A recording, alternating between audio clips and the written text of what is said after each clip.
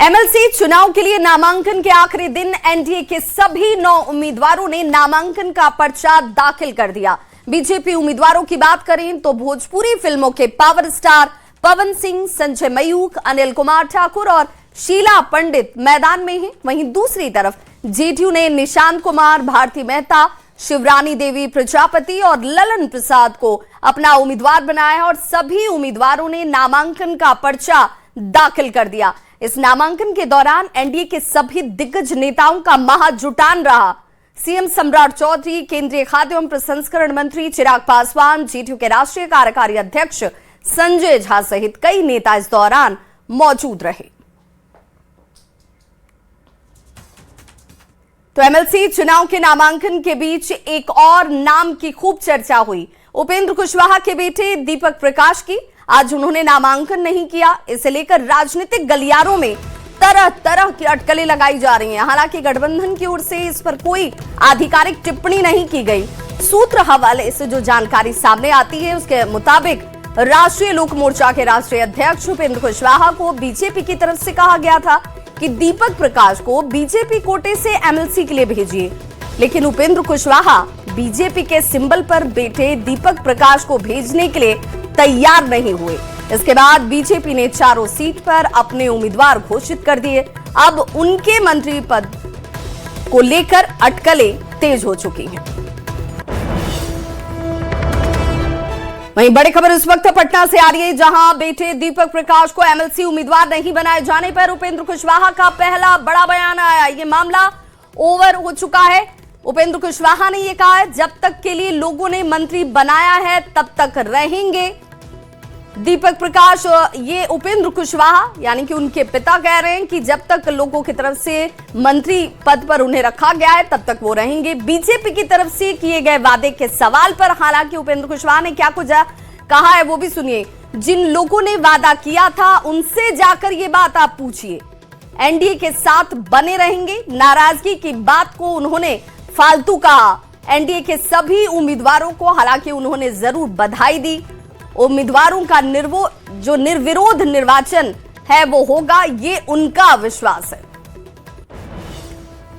ओर से शुभकामना है एनडीए के तमाम उम्मीदवार जिन लोगों ने नामांकन किया है, सब लोगों को मेरी ओर से शुभकामना है। सब लोगों की जीत की गारंटी भी है, निर्विरोध चुने जाएंगे सब लोग। आप लोगों को भी एक सीट मिलने की एक्चुअली वो तो ओवर हो गया ना, जो मिला, जिनको मिला सबको मेरी शुभकामनाएं। दूसरा विकल्प सामने आया क्या कब तक मंत्री है? अरे मंत्री जब तक एनडीए के नेता सब लोगों ने मिलकर बनाया है, जब तक के लिए बनाया है बने रहेगा। तो पूर्व मुख्यमंत्री राबड़ी देवी की सुरक्षा में कटौती की गई और आवास से हटाए गए सुरक्षा कर्मी अब भी वहीं पर तैनात हैं। नई पोस्टिंग नहीं होने की वजह से बताया जा रहा है कि जवान सड़क के किनारे और पुलिस वैन में रहकर अपनी ड्यूटी करने को मजबूर हैं। प्रचंड गर्मी और इस हालात में देखिए ये जो पुलिसकर्मी हैं कैसे रह रहे हैं। प्रचंड गर्मी, उन्हें काफी परेशानी उठानी पड़ रही है।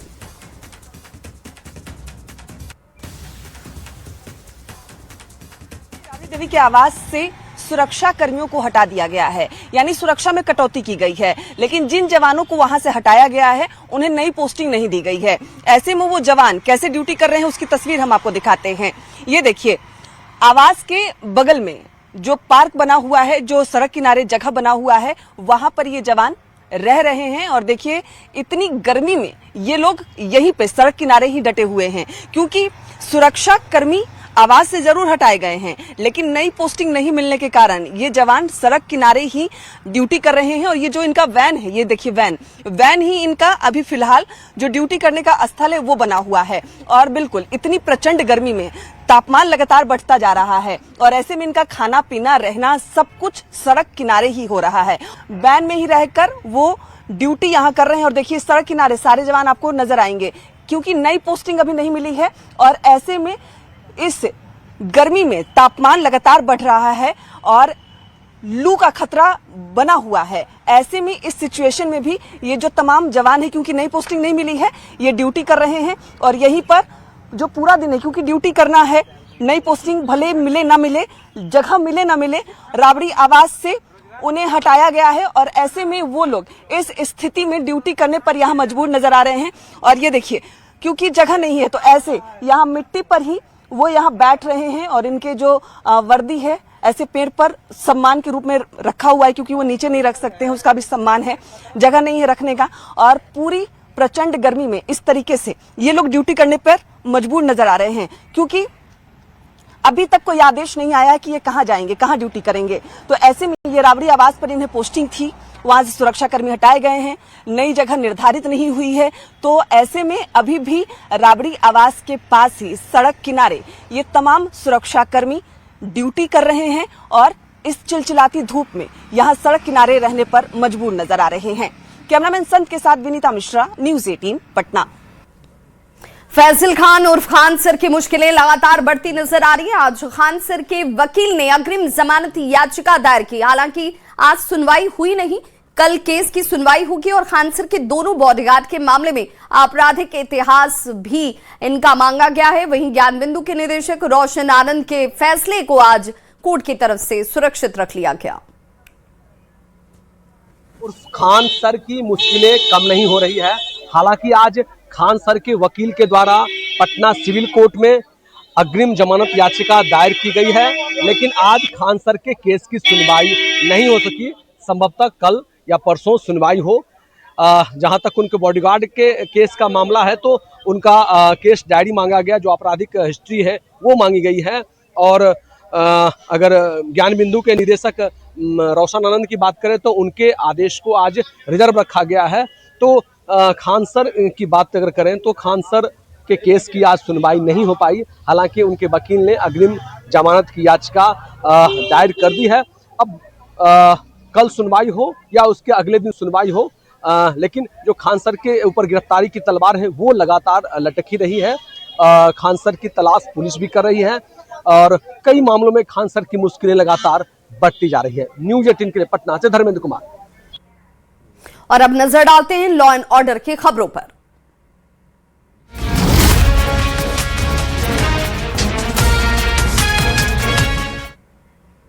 बेगूसराय में अपराधियों ने एक बार फिर से बड़ी वारदात को अंजाम दिया। बदमाशों ने जमकर गोलीबारी की और इस गोलीबारी में 2 सगे भाइयों को गोली लग गई, जिसमें एक शख्स की मौत हो गई जबकि दूसरा गंभीर रूप से घायल है। घटना बछवाड़ा थाना क्षेत्र के चमथा लक्ष्मण टोल की है। मृतक की पहचान अजीत रॉय के रूप में हुई है, जबकि घायल उसका भाई दीपक कुमार राय बताया जाता है, जिसका इलाज इस वक्त चल रहा है। परिजनों के मुताबिक गांव में गैंगवॉर को लेकर 2 पक्षों के बीच मारपीट हो रही थी और इसी दौरान अजीत राय विवाद को शांत कराने और समझाने के लिए मौके पर पहुंचा था। आरोप है कि इसी बीच नाराज लोगों ने ताबड़तोड़ फायरिंग शुरू कर दी, जिसमें अजीत राय और उसके भाई दीपक कुमार राय को गोली लग गई, जिसमें अजीत राय की मौत हो गई है, जबकि दूसरा भाई इस वक्त जिंदगी और मौत के बीच जूझ रहा है। गोलीबारी के बाद मौके पर अफरा तफरी मच गई। फिलहाल पुलिस आरोपियों की गिरफ्तारी के लिए छापेमारी में जुटी है। बेगूसराय जिला का बछवाड़ा प्रखंड आज एक बड़ी घटना का गवाह बना है, जहां 2 पक्षों में गैंगवार हुई और इस गैंगवार में 2 लोग घायल हुए, जिनकी एक की इलाज के दौरान मौत हो गई है। अभी हम खड़े हैं घटना स्थल पर, जहां हम दिखाने की कोशिश कर रहे हैं कि किस तरह यही वो घटना स्थल है जहां पर कि छत से ही अपराधियों के द्वारा गोली चलाई गई। जो स्थानीय लोग हैं उनके द्वारा बताया जा रहा है कि तकरीबन 10 से 15 राउंड फायरिंग यहाँ पर हुई है, जिसमें 2 लोग घायल हुए थे। और जब इलाज के लिए उनको ले जाया जा रहा था, इलाज के लिए जाने के क्रम में ही अमित कुमार नामक व्यक्ति की मौत हो गई। हालांकि एक लोग अभी जो है वो जिंदगी और मौत से जूझ रहे हैं, उनकी हालत गंभीर है। यहाँ कुछ लोग भी हम इनसे जानते हैं क्या घटना हुई थी। हमें नहीं थे, जानते हैं, हम जानते हैं। घटना उधर से आया, उसके बाद रवि राय और क्या बोलता है प्रमोदी राय, ये सब गोली चलाने लगा।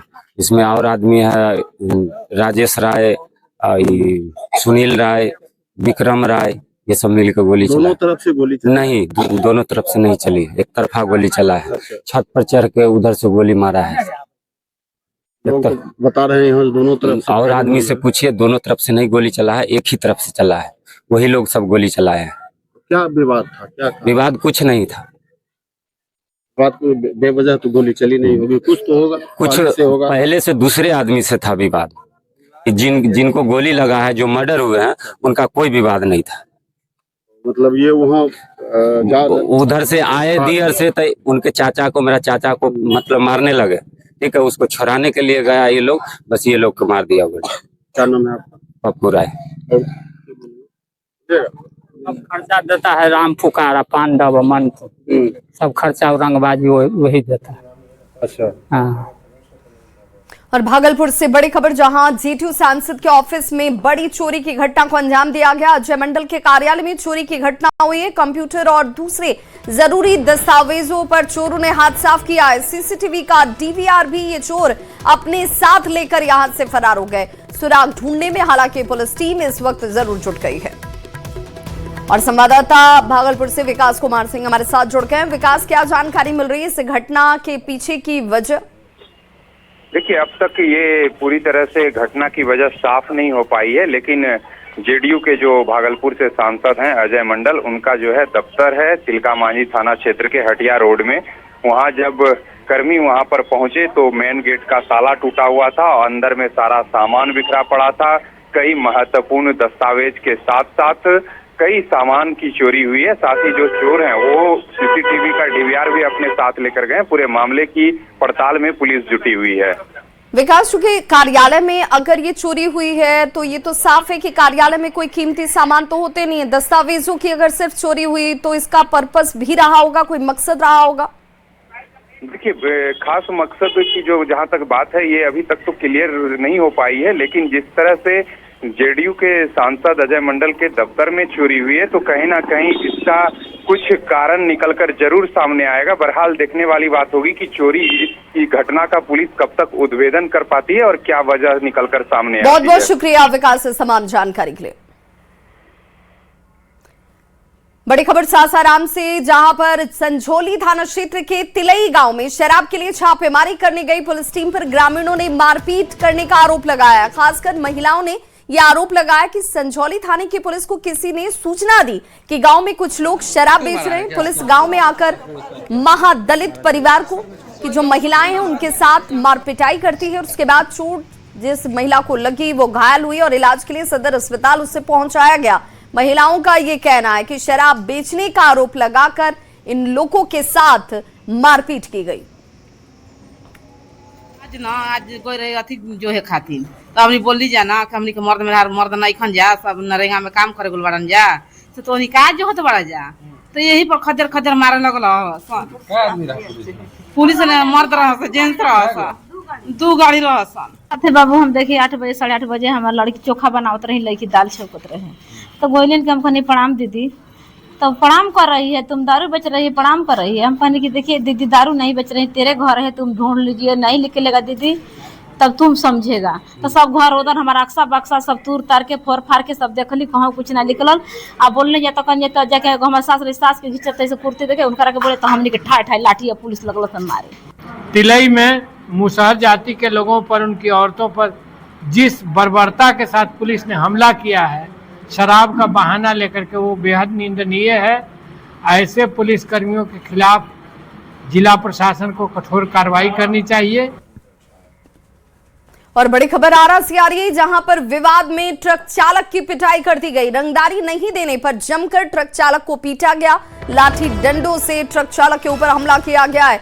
मारपीट का वीडियो वायरल भी इस वक्त होता हुआ। ट्रक चालक ने 20,000 रुपए रंगदारी मांगने का आरोप लगाया है। फिलहाल पुलिस जांच की बात कह रही है।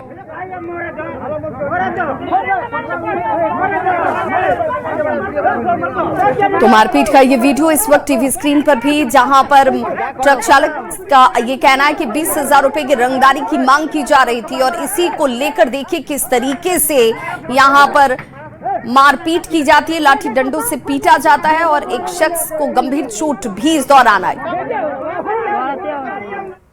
और अब बात देश दुनिया की खबर की।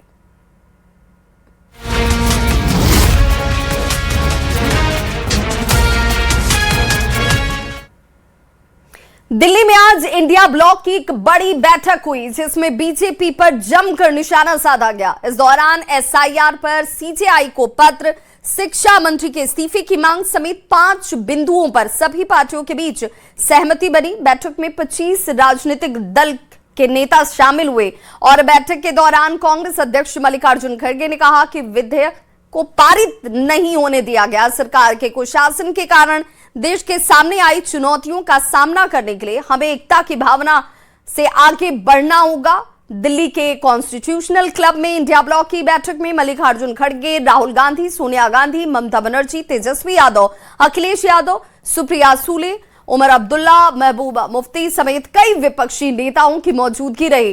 बैठक शुरू होने से पहले कांग्रेस नेता सोनिया गांधी ने टीएमसी प्रमुख ममता बनर्जी को गले लगाया। हालांकि डीएमके और आम आदमी पार्टी ने इस बैठक से दूरी बना ली।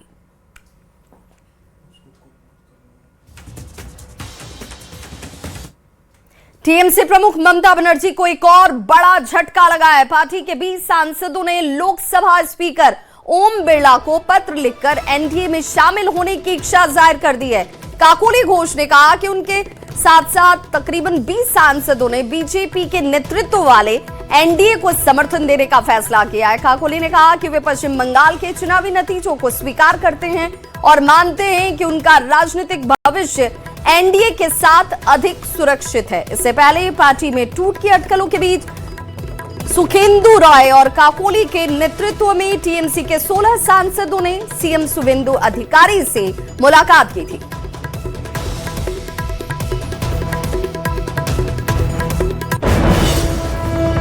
शामली में धर्मांतरण का मामला अब कई बड़े सवाल खड़े कर रहा। आरोप सिर्फ प्रेम संबंधों तक सीमित नहीं रहा है, बल्कि इसमें धर्म परिवर्तन, करोड़ों की संपत्ति, ब्रेन वॉश और पाकिस्तान कनेक्शन जैसे गंभीर पहलू भी सामने आए हैं। पीड़ित परिवार का आरोप है कि उनके इकलौते बेटे आयुष मलिक को पहले प्रेम जाल में फंसाया गया, फिर उनका धर्म परिवर्तन कराया गया और बाद में उसकी संपत्ति पर कब्जा करने की साजिश रची गई। परिवार का यहां तक दावा है कि आयुष करोड़पति कारोबारी परिवार से आता है और इसी वजह से उसे निशाना बनाया गया।